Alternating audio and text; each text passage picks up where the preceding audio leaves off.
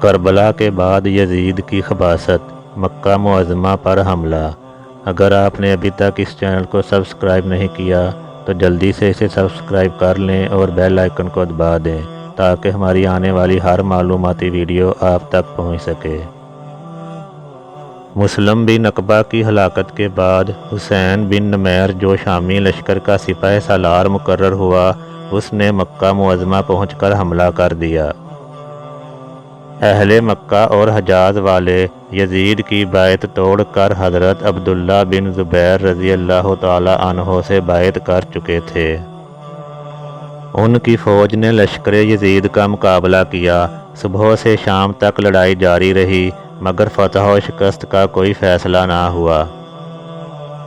دوسرے دن حسین بن نمیر نے منجنیق، جو پتھر پھینکنے کی مشین ہوتی ہے، اسے کوہ ابو قیس پر نصب کر کے پتھر برسانا شروع کر دیے۔ سنگ باری سے حرم شریف کا مبارک صحن پتھروں سے بھر گیا اور اس کے صدمہ سے مسجد حرام کے ستون ٹوٹ گئے، کعبہ شریف کی دیواریں شکستہ ہو گئیں اور چھت گر گئی۔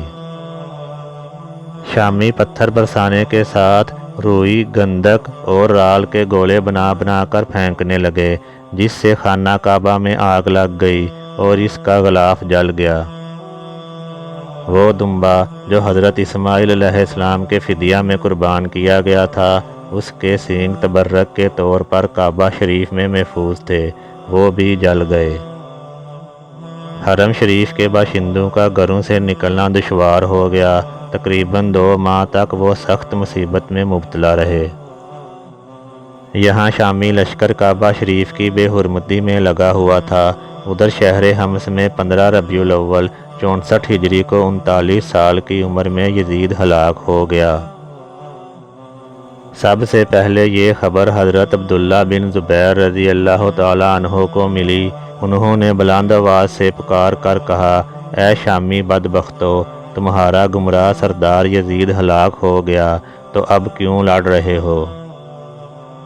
شامیوں نے پہلے اس بات کو حضرت عبداللہ بن زبیر رضی اللہ تعالی عنہ کے فریب پر محمول کیا، لیکن تیسرے دن جب انہیں ثابت بن قیس نخعی نے کوفہ سے آ کر یزید کی موت کی خبر سنائی تو انہیں یقین ہوا۔ اب ان کے حوصلے پست ہو گئے اور حضرت عبداللہ بن زبیر رضی اللہ تعالی عنہ کی فوج کے حوصلے بلند ہو گئے۔ وہ شامیوں پر ٹوٹ پڑے اور شامی خائب و خاصر ہو کر بھاگے۔ اس طرح اہل مکہ کو ان کے شر سے نجات ملی۔ یزید پلید نے کل 3 سال 7 ماہ تک حکومت کی۔ جب وہ قریہ حوارین میں ہلاک ہوا تو اس کی موت پر ابن عروہ نے چند اشعار کہے جن کے معنی یہ ہیں: اے بنی امیر، تمہارے بادشاہ کی لاش حوارین میں پڑی ہوئی ہے۔